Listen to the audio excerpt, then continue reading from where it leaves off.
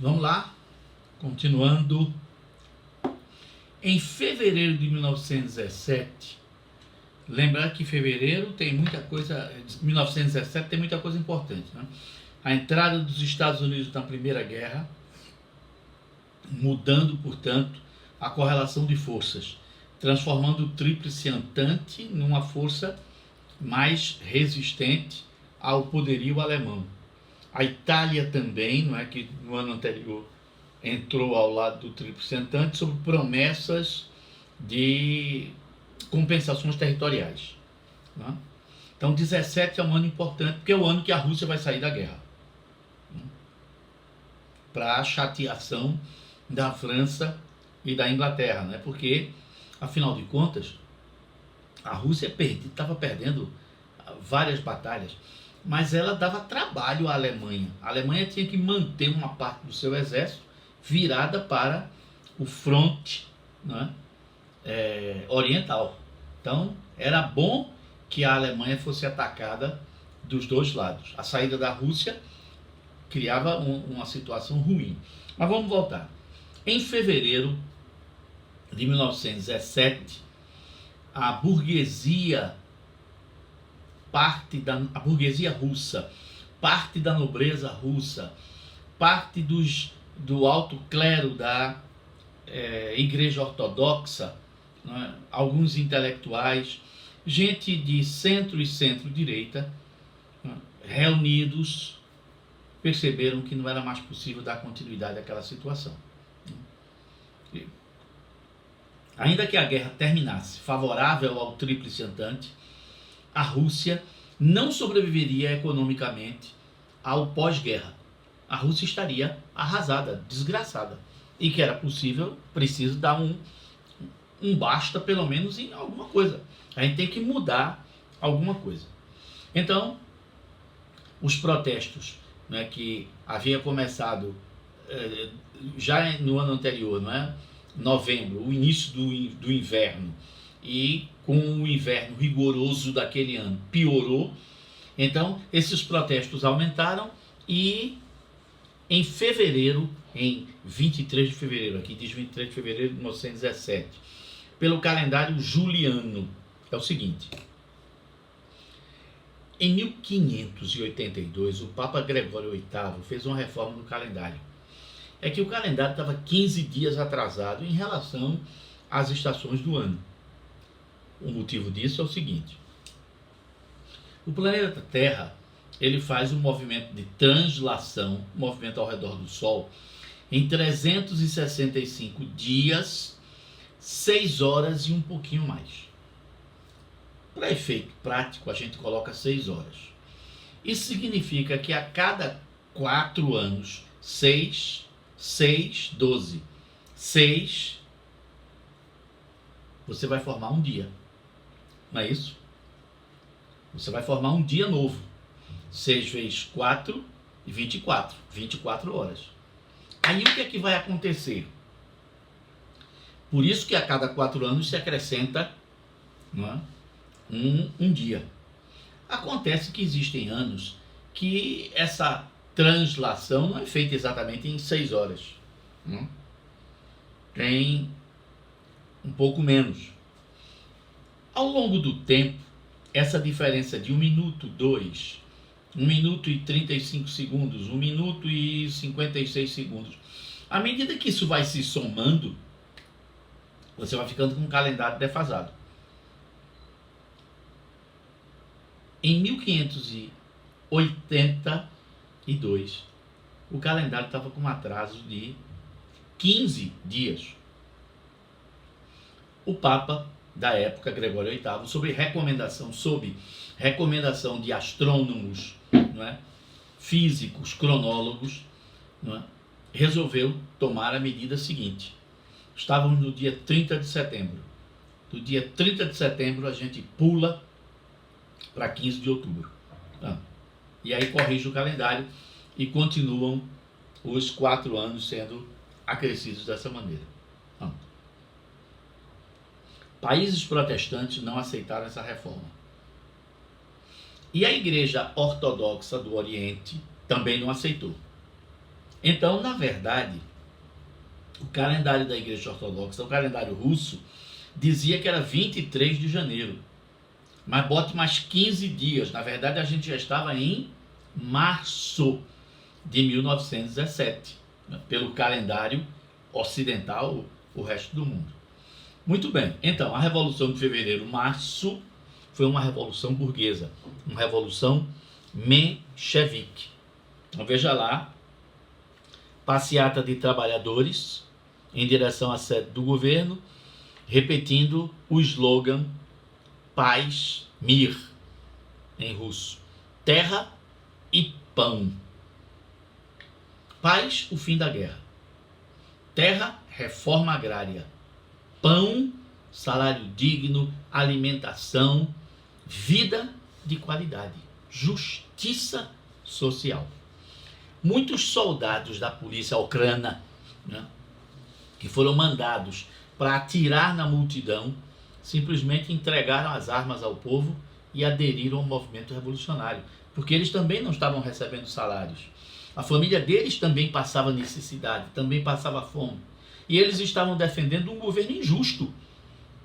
Um governo que o que trazia era miséria, era desgraça, doença, né, infelicidade. O povo invadiu o Palácio de Inverno e acabou-se o czarismo. O império foi substituído por uma república e o governo provisório assumiu o poder. Pronto. Tinha gente que achava que a república não deveria funcionar, que a Rússia devia ser uma monarquia parlamentarista, igual à Inglaterra, imitando o modelo inglês. Tinha gente que achava que devia ser uma república, igual a dos Estados Unidos, presidencialista. Tinha gente que achava que devia ser uma república parlamentarista, o que seria uma novidade no mundo. Enquanto não se definia, não é, o czar foi forçado a abdicar, a entregar o trono. E ele abdica em favor do irmão, o príncipe Miguel, que não aceita ser o substituto de Nicolau II. E aí criou-se um impasse. Para aqueles que queriam a continuidade da monarquia e uma monarquia parlamentarista, nós não teríamos um rei. Quem seria o soberano a exercer o poder? E para quem queria uma república presidencialista, não havia um consenso de como isso iria funcionar. De qualquer maneira, começou um governo provisório que deveria convocar eleições para uma assembleia constituinte, fazer uma constituição e se definir se a Rússia seria parlamentarista, monarquia, se seria república presidencialista, o que é que ia funcionar. Enquanto isso, né, do governo provisório, liderado por políticos moderados, Alexandre Kerensky era um desses homens, que mais tarde será o líder do movimento, colocou em prática, não é, aquelas liberdades burguesas, liberdade de imprensa, liberdade de reunião, liberdade de associação, a criação de partidos políticos. Mas esses moderados não viam com bons olhos os socialistas, aqueles que seguiam as ideias de Marx. Eles achavam isso muito perigoso.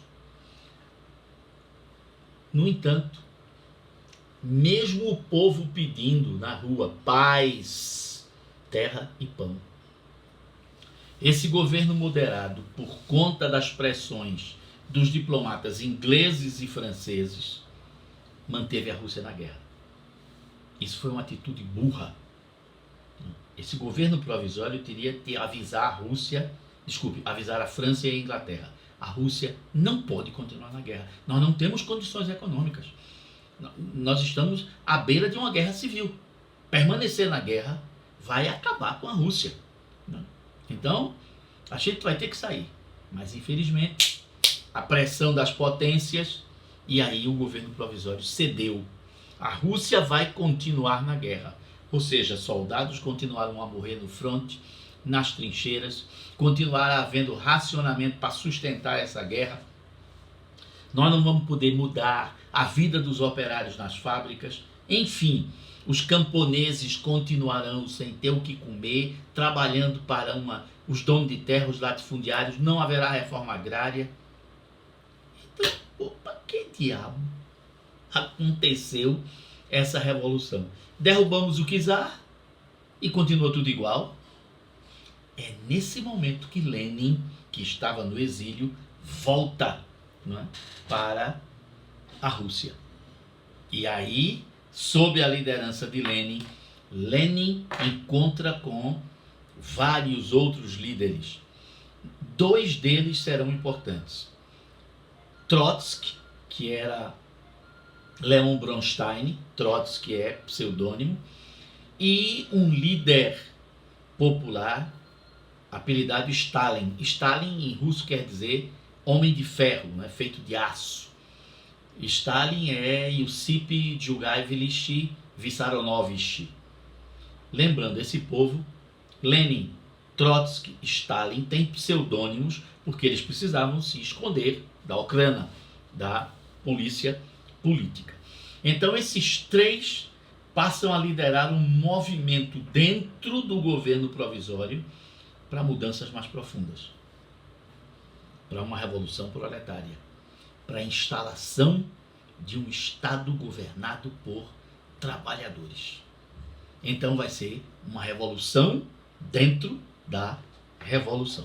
Vê lá o que diz. Nós estamos nessa página aqui, ó, onde está Lenin, e aí o governo provisório e a segunda revolução, a revolução de outubro, né, que na verdade aconteceu em novembro, aqueles 15 dias de diferenças, né? Então, Lenin retornou à Rússia em abril de 17, favorecido pela anistia, né, a todos os perseguidos políticos, e propôs, num texto chamado As Teses de Abril, algumas mudanças importantes, entre as quais há paz imediata, sem anexação e sem indenização. Vamos fazer um tratado de paz com a Alemanha, cair fora da guerra. Reforma agrária, com distribuição de terra aos camponeses. Nacionalização do capital estrangeiro, inclusive dos bancos. A maior parte dos bancos que existiam na Rússia eram ingleses ou franceses, né? A maior parte das indústrias que existiam na Rússia eram inglesas e francesas. Nacionalizar isso significa tirar das mãos do capital estrangeiro. Isso vai ser, né, isso vão se tornar empresas russas, administradas por trabalhadores russos. Quem diabo vai querer um negócio desse? A burguesia vai aceitar isso? Os latifundiários vão aceitar uma reforma agrária? Nem a pau. De jeito nenhum. Nos meses seguintes, como a situação não mudava, a inflação continuava, a fome, né, a falta de combustível, né, e o inverno e o frio faz com que as pessoas morram. Sem aquecimento, né, tudo se torna pior. Aí você vai dizer, mas Alves, abril, maio, junho, sim. Mas até chegar o verão, as temperaturas boas, muita gente já morreu, né? É feito essa história, né? É depois que morreu um monte de gente, aí virá o calor. Sim. E esse tempo que morre um monte de gente? É como se nós estivéssemos numa pandemia e alguém dissesse, olha, vai ter que morrer gente porque o pessoal vai se contaminar e essa doença mata. Mas depois de morrer assim algumas milhares e milhares de pessoas, aí todo mundo vai ficar imune. Sim. E a morte de pessoas não tem importância nenhuma, não. Que maluquice é essa? Vê o raciocínio, não é, dos monstros que governam, eu estou falando da Rússia, os monstros que governam a Rússia. Vai morrer gente, mas se a gente ganhar a guerra, aí vai ser melhor. Sim, vai ser melhor quando? Depois de morrerem quantos? Muito bem. Seguindo, o processo revolucionário vai se aprofundando e em outubro de 17, uma nova revolução vai acontecer. Uma operação armada soldados, marinheiros e operários, sob a liderança de Lenin e Leon Trotsky. Leon Trotsky é o camarada que organizou o Exército Popular, a chamada Guarda Vermelha, o Exército Revolucionário. Ocupam as pontes sobre o rio Neva, que é o rio que corta, é o Capibaribe, não é, de Petersburgo, de São Petrogrado, as estações ferroviárias, os prédios públicos, e entram dentro do Palácio do Inverno, onde estava o governo provisório. Né? Kerensky vai fugir. Né? Tiros de canhão, né, contra os navios que ainda estavam a favor do governo provisório. Né? Enfim, essa nova revolução durou algumas horas. Os bolcheviques ocuparam o poder, vai ser hasteada uma bandeira vermelha. Uma bandeira que tem um símbolo. Né? O vermelho é a cor do socialismo. Todos os partidos socialistas usam a cor vermelha. Né? Agora, lembre que existem socialismos, no plural. Então, os socialismos não são iguais. E o símbolo dessa bandeira vermelha, uma foice, né? Na chamada, na verdade, não é de... Como é o nome? Essa foice curva tem um nomezinho. Alfange. Né? O alfange que era para cortar trigo. E o martelo do ferreiro, do operário, do artesão. Não. Era a união do campo e da cidade, do trabalhador rural e do trabalhador urbano, trabalhadores no poder. Não é? Muito bem, continua. Lenin vai ocupar o cargo de presidente do Conselho dos Comissários do Povo, sovietes, representantes. Soviete, né, era, como é que a gente chamaria? Era a associação de trabalhadores de várias categorias, né, dentro das ideias marxistas, dentro das ideias socialistas. Então, a reunião dos sovietes, formava o Conselho dos Sovietes, Comissários do Povo.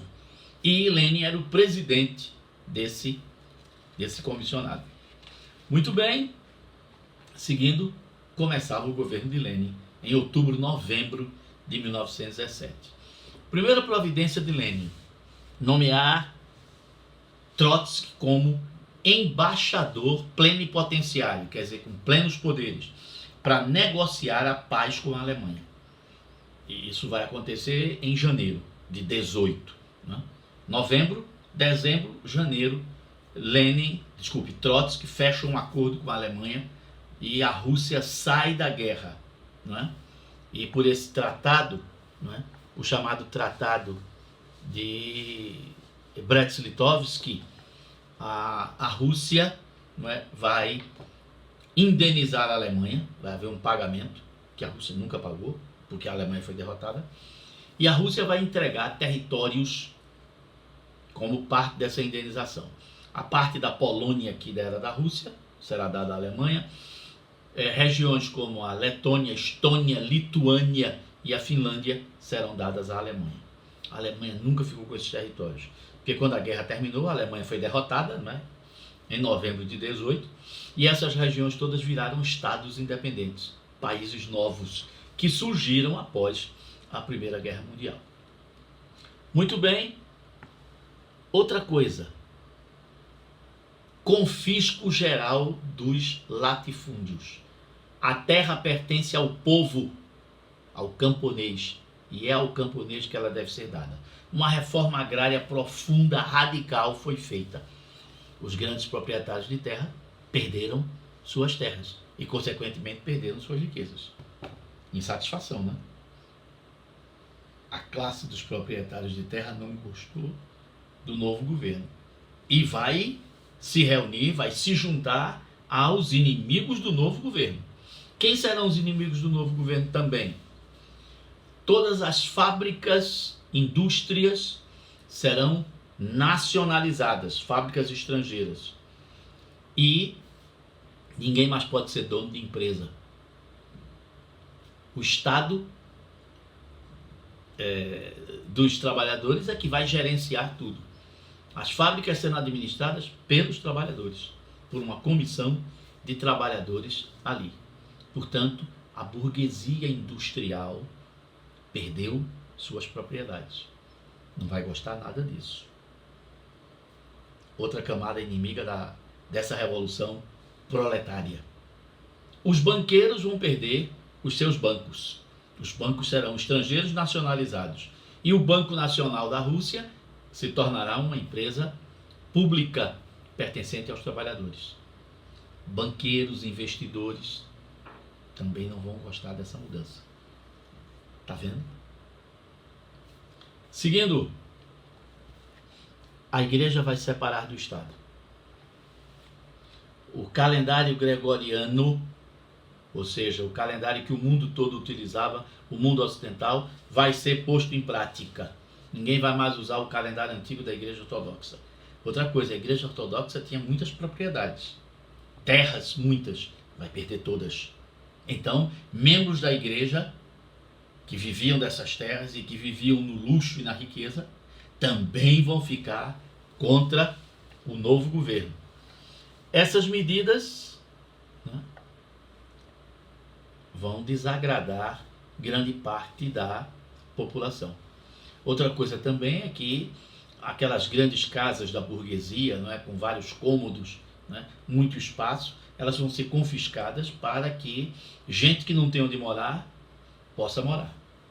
Então, uma casa burguesa, né, que tinha 8 quartos e não sei o que, vai virar uma espécie de vila operária, né, conjunto habitacional, onde várias famílias vão morar, né, conjuntamente.